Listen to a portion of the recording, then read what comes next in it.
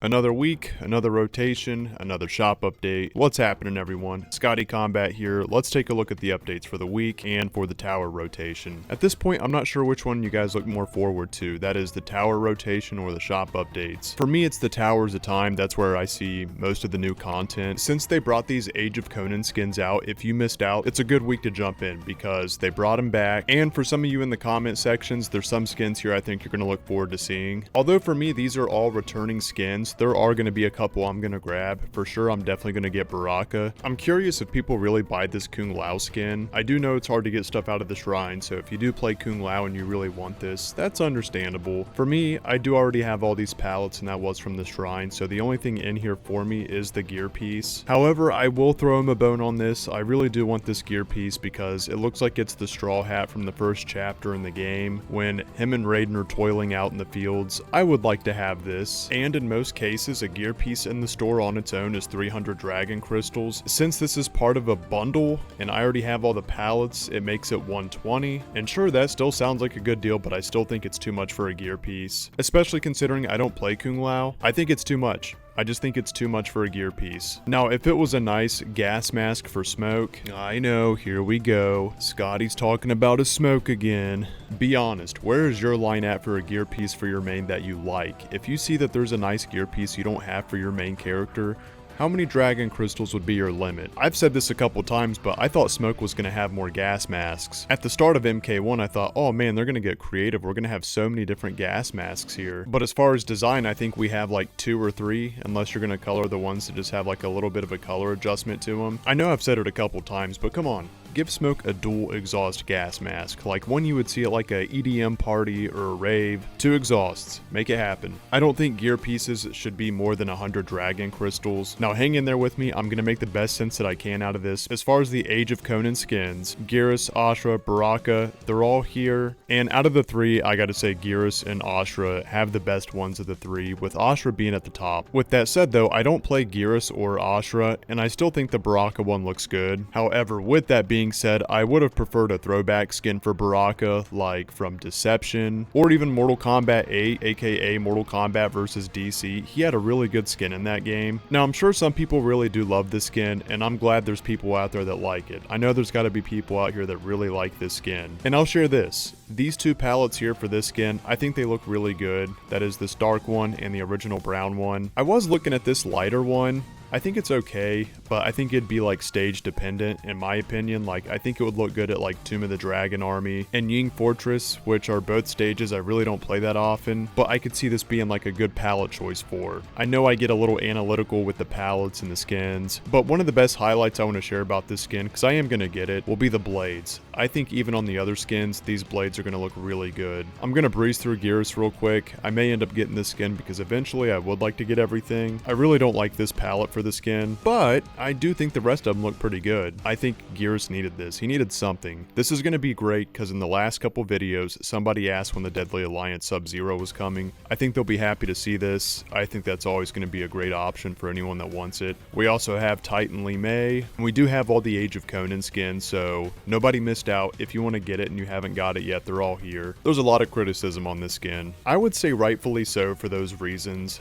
Firstly, being the price. This shouldn't be 1,000 dragon crystals. None of these skins should be. You know, the charred head really doesn't bother me as much as it probably bothers other people. Some people don't even like this skin because of it. I still think it's a good skin. However, to pay true respect to Deadly Alliance's outfit, like this is supposed to be, I think they should have went for it. Technically, they could. And a fun fact for those that weren't here in the first few seasons, this Sub-Zero skin had regular eyes, and it honestly looked unimpressive. It didn't look that good. I remember an upvoted comment that was like Lin Kuei Warrior number 1746. Like pretty much they were saying he looked very basic. This wasn't honoring the Deadly Alliance Sub-Zero that well. Now thankfully due to the backlash they did update the eyes and I think it helped a lot, which it really does help a lot. I don't think anybody wants the regular eyes back that Bihan has on the other outfits for this skin specifically. Now I already own this skin but I have no doubt it's still 1,000. As much as I like Sub-Zero, I had to buy it even when the eyes weren't blue. blue. I would say that wraps up the shop. We got Kenshi, Havoc, a gear piece, and a Shang announcer. As far as these easy fatality tokens, I really think they should also make them available for seasonal coins and gold coins. Now let's get into the juice. My favorite part of the video, that is the tower rewards. I do look forward to the tower rewards every 2 weeks. I want to see what we get. I want to work our way up and talk about these rewards because there's something very peculiar about this one. 25 seasonal credits, that comes every time.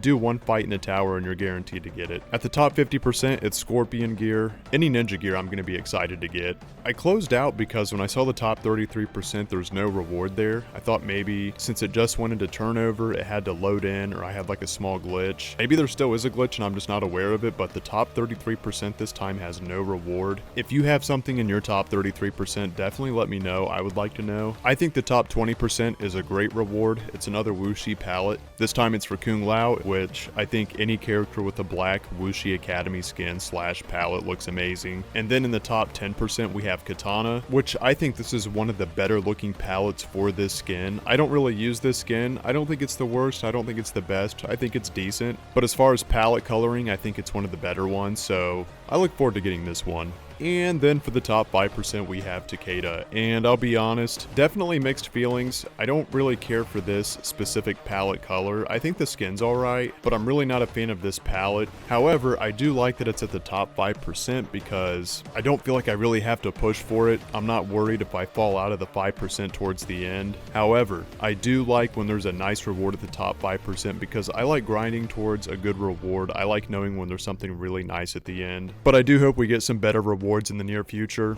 A few of them in this rotation for me are worth grinding for, and that's great because I enjoy playing the Towers of Time. I really wish we would have got some nice rewards for the seasonal tower, but they're pretty basic palettes. With that being said, I've pretty much wrapped up invasions. There's a couple chests I have to go back for in the maces I've already completed. I really don't care for doing those optional nodes to get the Ornate keys this time around. We also have more skins and palettes that are data mined that haven't been shared yet that I'll be making videos on here shortly as well. And some of these skins have been data mined for a couple seasons and we've yet to see them, like the Liu Kang Bruce Lee skin. Also, I think now is as good a time as any to share it with people that don't know. The field stage unfortunately can't be played in King of the Hill. It's locked into local and private matches, which is a bummer because I really like this stage and I hope they fix that. And just a couple more things for those that haven't caught up on the videos or that are new to the channel. I just covered on how I defeated Floyd if you'd like to see my tips. My last video, I just covered some prolific people that are interested in joining Kombat Pack 3. And then I also want to share, as far as my live streams, any subscribers welcome to join. All matches are friendly, even if you just want to jump in and hang out and chat with us. It really is a good time, and the more the merrier, and don't be bashful. With that being said, I want to thank you guys so much for being supportive. As I get closer to 3K subs, my idea now is to do a live tournament with prizes, and I will see you guys live and or in the next video.